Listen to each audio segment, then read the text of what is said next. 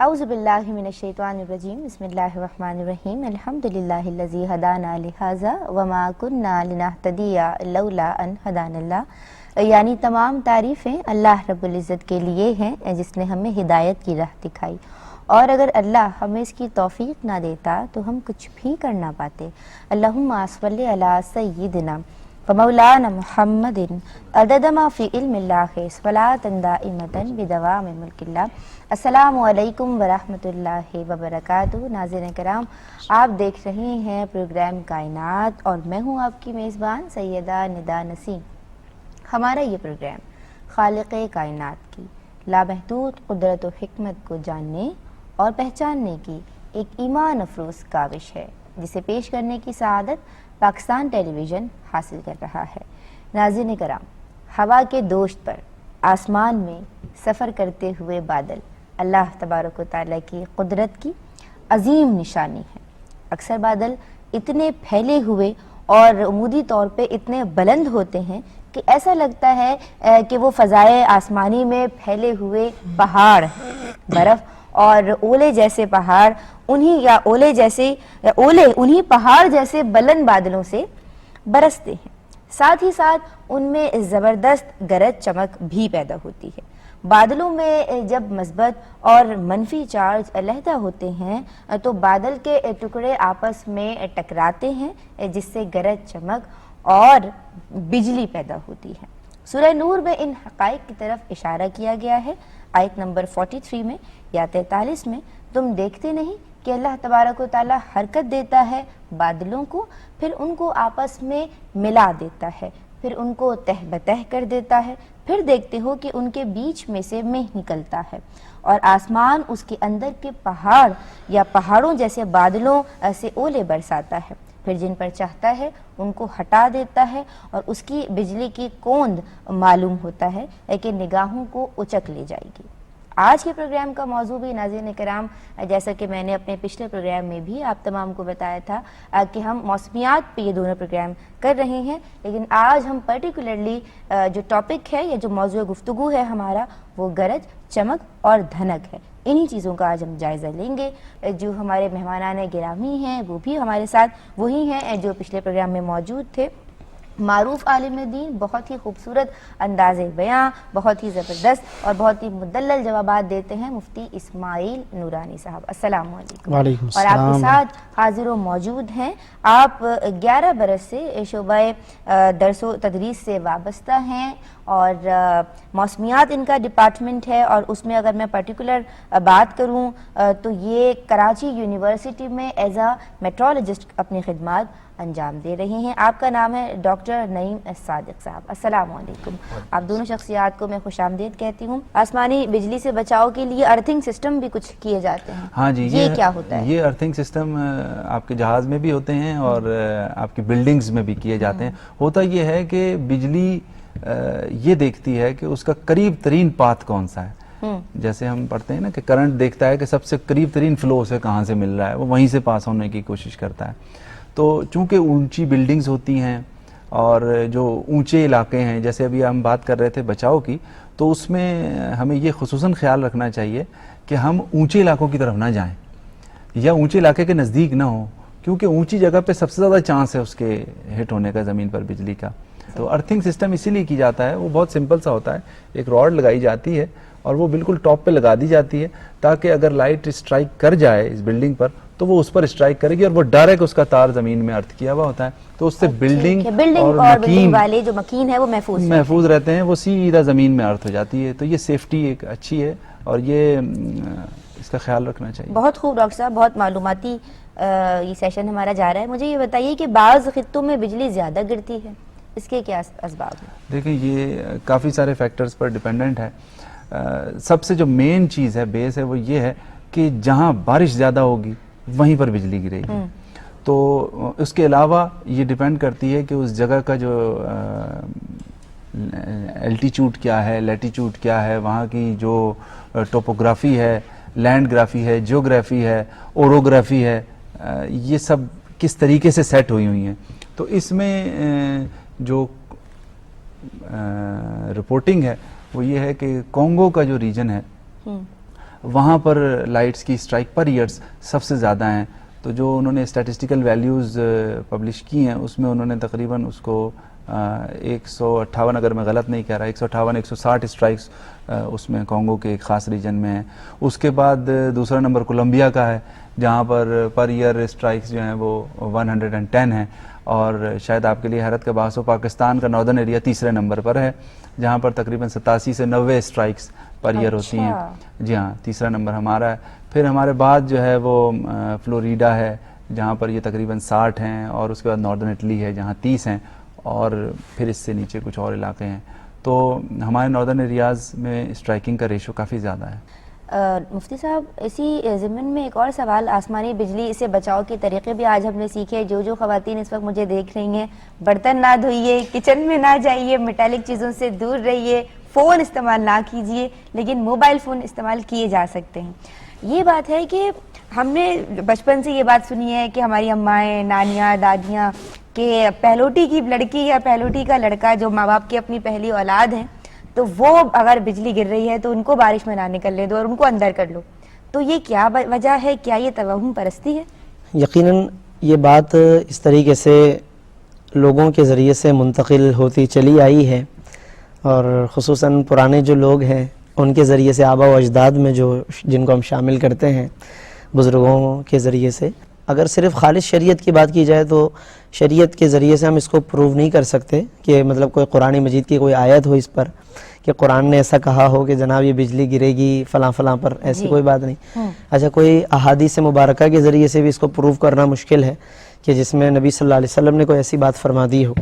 تو اس کو اس طریقے سے قرآن و سنت کے ذریعے سے پروو کرنا تو ظاہر پاسبل نہیں ہمارے لیے. البتہ اب چونکہ لوگوں کے مطلب یہ کہ مشاہدات اور آبزرویشن بھی ہے تو اس اعتبار سے اس کو ہم یہ کہہ سکتے ہیں کہ مطلب ایک اتفاق ہے اور ایسا اتفاق ہے کہ جو مطلب یہ کہ کافی حد تک جس کا تجربہ بھی کیا گیا ہے اور مشاہدہ بھی کیا گیا ہے.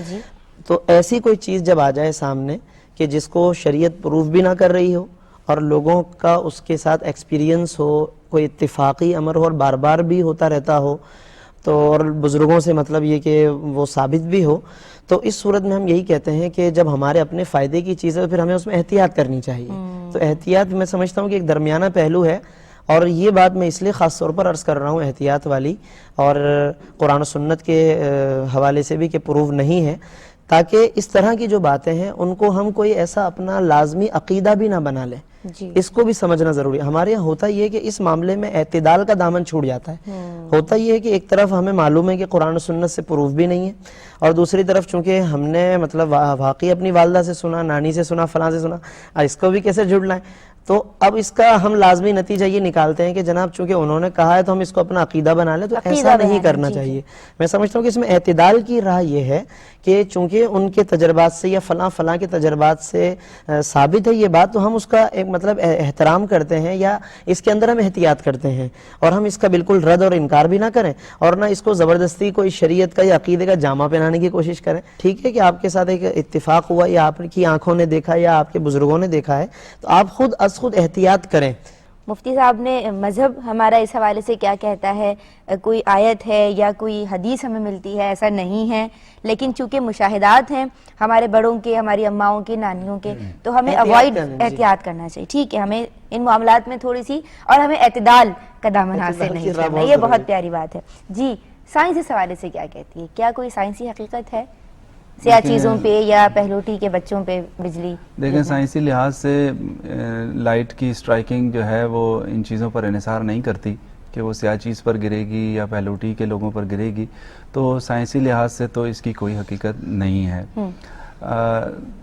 اس میں گرچہ کے کچھ ایکسیپشنز رپورٹ ہوئی ہیں کہ کچھ خاندان ایسے ہوتے ہیں جس کے ہر خاندان کے مطلب اکثر لوگوں پر بجلی گری ہے, اور ایسا بھی ہوا ہے کہ ایک شخص ایسا بھی ہے جس پر 7 بار بجلی گری ہے اور ابھی بھی زندہ ہے وہ.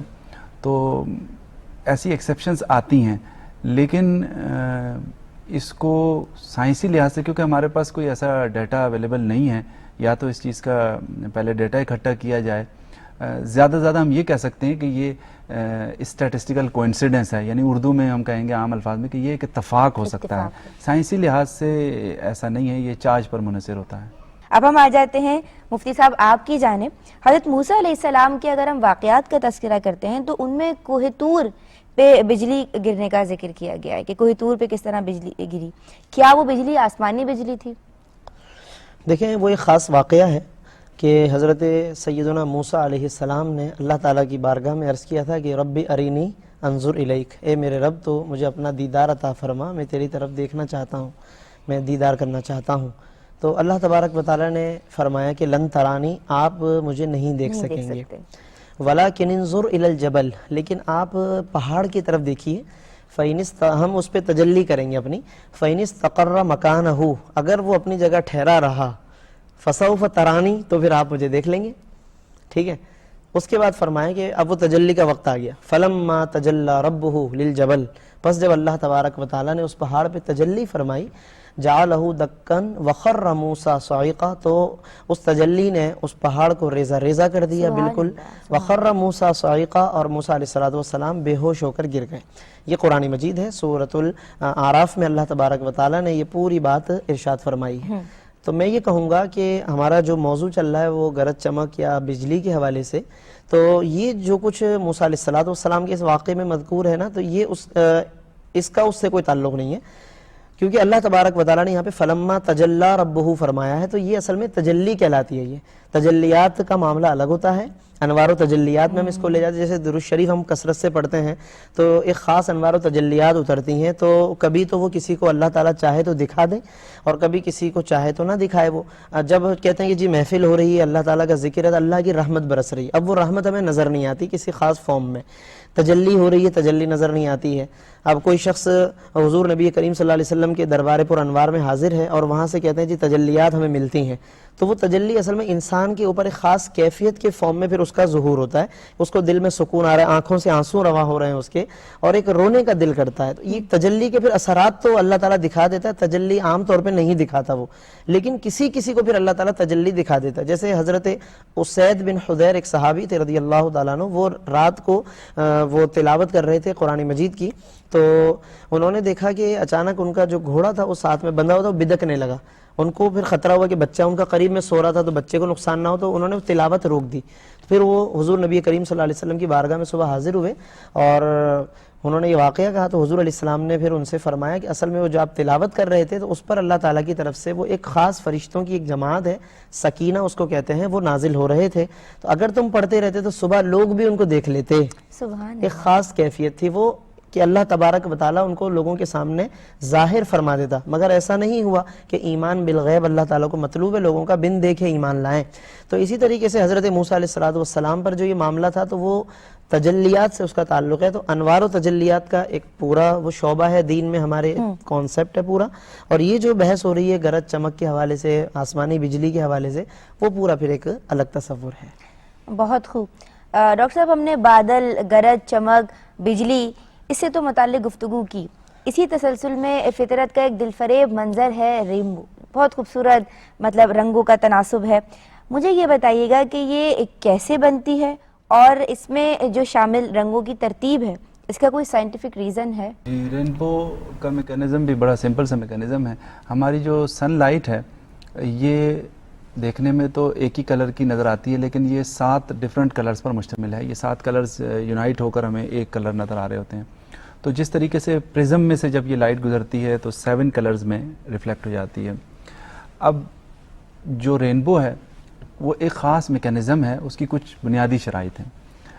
تو اس میں بڑی بڑی باتیں یہ ہیں کہ آبزرور یعنی اگر میں دیکھنے والا ہوں تو میری بیک پہ سورج ہونا چاہیے، اور جو رینبو بننے کا جو اسکرین ہے وہ میرے اور سورج کے اپوزٹ سائڈ پہ ہونا چاہیے۔ سن کا اینگل جو ہے وہ لو ہونا چاہیے، اس لیے عموماً سن رائز یا سن سیٹ کے وقت زیادہ امکانات ہوتے ہیں کہ رینبو دکھائی دے۔ اب ہوتا یہ ہے کہ لائٹ جس اینگل سے انسیڈنٹ کرتی ہے تو اسی حساب سے اس کا ایک مالیکیول کے اندر سے ریفلیکشن ایک کلر کو نکال دیتا ہے۔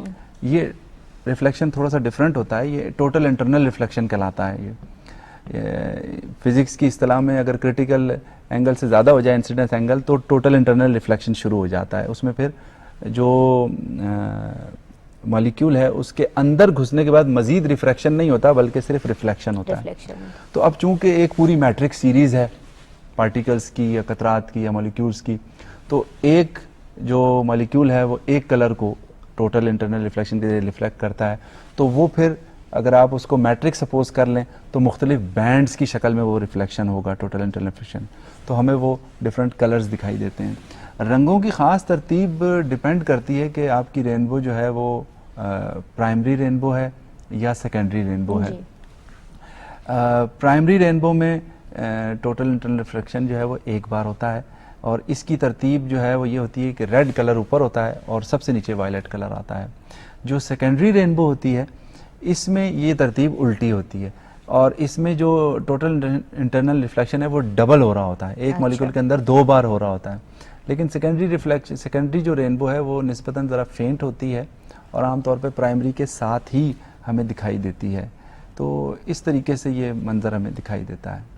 مفتی صاحب رینبو کے حوالے سے ہم نے جانا, اب میں اس کا اسلامک پوائنٹ آف ویو جاننا چاہوں گی کہ یہ جو دھنک ہے, یہ جو سترنگی ہے یا قوس و قزح بھی اسے کہا جاتا ہے, تو قوس و قزح جو ہے یا قوس قزح جو ہے عرب کے زمانہ جاہلیت میں یا ان کے تصورات جو تھے ان کے تصورات کا آئینہ دار ہے, ہم ایسا بھی کہہ سکتے ہیں. تو اہل اسلام کو کیا یہ استعمال نہیں کرنا چاہیے؟ آپ اس حوالے سے کیا کہتے ہیں؟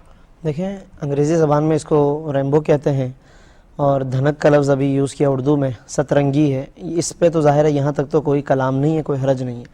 باقی اسی دل فریب منظر کو جو قوس قزح کہا جاتا ہے تو اس کے حوالے سے تھوڑا سا کلام ہے, اور وہ یہ ہے کہ قزح یا قزح جو ہے اصل میں یہ عرب میں زمانہ جاہلیت میں ان کے ایک دیوتا کا نام تھا. یہ اچھا ایک مورتی ہے, دیوتا ہے جنات میں سے, اس کو یہ کہتے تھے اپنی پوجا کی وجہ سے اس کی پوجا کرتے تھے.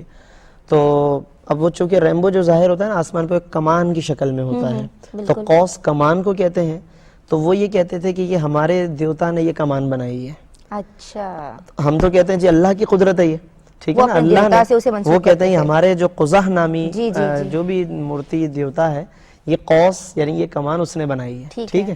تو اس لیے حضرت عبداللہ ابن عباس رضی اللہ تعالیٰ عنہما نے فرمایا کہ تم جو ہے قوس قزح یعنی قزح نامی دیوتا کی کمان کی بجائے قوس اللہ کہو, اللہ کی کمان یعنی اللہ کا بنایا ہوا منظر ہے یہ. اچھا, یہ تو ایک بات ہو گئی. لیکن مسئلہ یہ ہے کہ یہ ایک اس کی ہسٹری ہے, مطلب جو ہم نے بھی گفتگو کی اس کی ایک یہ ہسٹری قدیم کہ یہ وہ زمانہ تھا یا وہ وقت تھا کہ جب واقعی قزح یا قزح نامی دیوتا شیطان جو ہے لوگوں میں معروف تھا, اور لوگوں میں وہ ایک کانسیپٹ تھا کہ واقعی جب قوس قزح کہتے تھے تو اس کی طرف ذہن چلا جاتا تھا. اچھا, اب اتنا عرصہ جو گزر چکا ہے نا, بیچ میں اتنی صدیاں بیت چکی ہیں, اب کوئی نہیں جانتا اس بات کو کہ قزح یا قزح یہ کسی دیوتا کا نام تھا, ٹھیک ہے. اب تو بس لوگوں سننے والوں کے لیے نہیں ہوگی بات, بہت سے لوگ ایسے ہیں جو پہلی بار سن رہے ہیں. جی, تو چونکہ اب اس طرف ذہن ڈائیورٹ نہیں ہوتا ہے, تو اب یہ علماء نے فرمایا ہے کہ ہم یہ اگر قوس قزح ایک مطلب یوز ہوتا ہے عرف عام کی وجہ سے, محاورے کی وجہ سے, تو اس میں کوئی حرج نہیں. حضرت ابن عباس نے بھی جو منع فرمایا تھا اپنے اس ماحول کی وجہ سے منع کیا تھا, کیونکہ وہ زمانہ جاہلیت قریب تھا, تو لوگوں میں ذہن میں مستحضر تھی یہ بات کہ جناب قزح تو شیطان ہے, تو قوس قزح کا مطلب وہ اس کا بنایا ہوا منظر ہو گیا. تو انہوں نے لوگوں کے ذہن کو ڈائیورٹ کیا اللہ عز و جل کی طرف, تو وہاں تک تو وہاں ایک ریزن تھا, انہوں نے کہا اس چیز کو, جی قوس اللہ, وہاں ایک ریزن تھا. لیکن اب ہمارے دور میں مطلب وہ ریزن نہیں رہا. ہم ٹھیک ہے کہ حضرت ابن عباس کے اس قول کے احترام میں نہ کہیں یہ لفظ تو بہتر ہے, مگر چونکہ ہمارے عرف اور محاورہ رائج ہے تو اس میں حرج نہیں ہے. جیسے ہم یہ ہفتے اتوار کے جو نام ہوتے ہیں نا, سنڈے, منڈے, تو اب یہ سب بھی کسی نہ کسی دیوتاؤں کا ہی آئینہ دار ہے نا. سنڈے تو وہ سن جو ہے جس کو یہ پوجتے تھے سورج کو, یا کسی دیوتا کو انہوں نے سورج کہا, تو اس کی پوجا کی وجہ سے ایک پورا دن اس کے نام انہوں نے منسوب کیا. اچھا, لیکن اب ہمیں چونکہ یہ نسبت اب ذہن میں مستحضر نہیں ہوتی, ہمارا ذہن وہاں منتقل ہی نہیں ہوتا کہ جناب اب سورج کی پوجا کی وجہ سے ہم اتوار کو سنڈے کہتے ہیں, نہ پیر کو ہم اس وجہ سے منڈے کہتے ہیں جناب کہ وہ چاند کی پوجا کرتے تو اس وجہ. تو اب چونکہ ذہن ڈائیورٹ نہیں ہوتا وہاں, تو اب تمام امت کے نزدیک سنڈے اور منڈے کا لفظ یوز کرنا جائز ہو گیا. تو یہ میں ایک ایگزامپل اس لیے دے رہا ہوں تاکہ ایک قوس قزح کے استعمال میں لوگوں کو کنفیوژن نہ رہے. لیکن اگر کوئی اس کو مطلب کوئی اور لفظ اس کی جگہ متبادل یوز کرتا ہے تو زیادہ بہتر ہے. ہر دور کے کچھ تقاضے ہوا کرتے ہیں، جی، ان جی۔ تقاضوں کے مطابق جو بھی معاملات ہوں انہیں اسی حوالے سے دیکھنا چاہیے، ہاں، یہی آپ کے بالکل۔ کہنے کا مقصد ہے. ٹھیک ہے ڈاکٹر صاحب، آسمانی بجلی کی ہم نے بات کی اور بہت بات کی، آج بہت کچھ اس حوالے سے ہم نے جانا ہے. کیا اسے محفوظ بھی کیا جا سکتا ہے اور کیا اس سے کوئی کام بھی لیا جا سکتا ہے؟ دیکھیں، آسمانی بجلی کو محفوظ کرنا ایک طرح سے ممکن ہی نہیں ہے، کیونکہ اس کا نہ تو ہمیں یہ معلوم ہے کہ یہ کب اسٹرائک کرے گی، جی نہ ہمیں یہ معلوم ہے کہ یہ کس جگہ پر ایگزیکٹلی اسٹرائک کرے گی. ایک اندازہ تو لگا سکتے ہیں، ایک ریجن تو لگا سکتے ہیں، اور دوسرا ایسی ٹیکنالوجی کہ جس سے اس بہت ہی، کیونکہ یہ تو بڑی وائلنٹ ایک انرجی لیے ہوئے ہوتی ہے، تو ایسا کوئی اس وقت تک تو کوئی ایسی ڈسکوری نہیں ہو سکی کہ ہم اسے محفوظ کر سکیں یا استعمال کر سکیں. ٹھیک ہے. مفتی صاحب نے ابھی قوس اللہ کے حوالے سے ہمیں سمجھایا، بتایا، جو قوس قزح جسے ہم کہتے ہیں، رینبو یا سترنگی دھنک. تو آپ مجھے یہ بتائیے کہ اس کی کتنی اقسام ہیں اور کیا یہ بارش کے علاوہ بھی دیکھی جا سکتی ہے؟ دیکھیں، اس کی جو بڑی اقسام ہے وہ تو ابھی ہم نے تھوڑی دیر پہلے ہی ڈسکس کی، جسے ہم پرائمری رینبو کہتے ہیں اور سیکنڈری رینبو کہتے ہیں. اور سیکنڈری رینبو عام طور پر پرائمری رینبو کے ساتھ ہی دکھائی دیتی ہے، ذرا فینٹ ہوتی ہے اور کلر اسکیم الٹی ہوتی ہے. سیکنڈری رینبو میں وائلٹ کلر پہلے نظر آتا ہے. اس کے علاوہ بھی اس کی کچھ اقسام ہوتی ہیں، فوگ بو کہتے ہیں اسے، لونر بوز کہلاتی ہیں. لونر بوز جو ہے وہ ہمیں چاند کی وجہ سے دکھائی دیتی ہیں، لیکن چاند کی روشنی چونکہ بہت ہی ہلکی ہوتی ہے تو رات کے وقت وہ ہمیں سارے ہی بینڈ سفید نظر آ رہے ہوتے ہیں، کیونکہ ہماری آنکھ اس میں ڈسٹنگوش نہیں کر پاتی، اتنا فینٹ کلر ہوتا ہے. جی دوسرا یہ جو فوگ بوز ہیں یہ ہمارے اسٹریٹی کلاؤڈز میں یا زمین پر فوگ میں دکھائی دیتے ہیں، یہ بھی وائٹ ہی بینڈز ہوتے ہیں اور دکھائی دیتے ہیں. تو بڑی جو اقسام ہے جسے ہم قوس و قزح کے نام سے جانتے ہیں وہ پرائمری اور سیکنڈری رینبو ہے. ٹھیک ہے. ڈاکٹر صاحب، پچھلے پروگرام میں بھی ہم نے بارش پہ بہت گفتگو کی، بارش کے حوالے سے بہت معلومات آپ دونوں سے ہم تک پہنچی. مجھے یہ بتائیے گا کہ بارش کے بعد بھی دیکھنے میں بہت آتی ہے یہ قوس قزح یا رینبو جو ہے، تو یہ کیا تعلق ہے اس کا؟ بارش سے اس کا کیا تعلق ہے؟ بارش سے تعلق اس کا صرف اتنا ہے کہ بارش اس کی کوئی لازمی شرط نہیں ہے، البتہ سن کا ایک خاص اینگل پہ اور انسیڈنٹ لائٹ کا ایک خاص اینگل سے اس پر ٹکرانا اور ٹوٹل انٹرنل ریفلیکشن اس کی بنیادی شرائط ہیں. دراصل بارش کے سے یوں ایسوسیٹ ہے کہ بارش کے بعد جو ہے وہ فضا بہت صاف ہوتی ہے اور فضا میں وہ مالیکیولز بڑی کثرت سے دستیاب ہوتے ہیں جو رینبو میکانزم کے لیے ٹوٹل انٹرنل ریفلیکشن کی سہولت پرووائڈ کرتے ہیں. جی لیکن اس کے لیے بارش کا ہونا لازمی شرط نہیں ہے. میں بہت مشکور و ممنون ہوں آپ دونوں شخصیات کی کہ آپ دونوں کی یہاں موجودگی، مفتی صاحب، مفتی اسماعیل درانی صاحب، آپ کی، ڈاکٹر نعیم صادق صاحب، آپ کی ہمارے لیے اتنی سود مند رہی، اتنی معلوماتی رہی کہ ہمارے اذہان کے بہت سے تاریک گوشے آج یقیناً روشن ہوئے ہیں. میں تو ایسا کہہ رہی ہوں، یقیناً ناظرین آپ سب بھی اپنے اپنے گھروں میں ایسا ہی سوچ رہے ہوں گے. بہت شکریہ آپ دونوں شخصیات کا، اور اسی کے ساتھ ندا نسیم کو اجازت دیجیے. فی امان اللہ.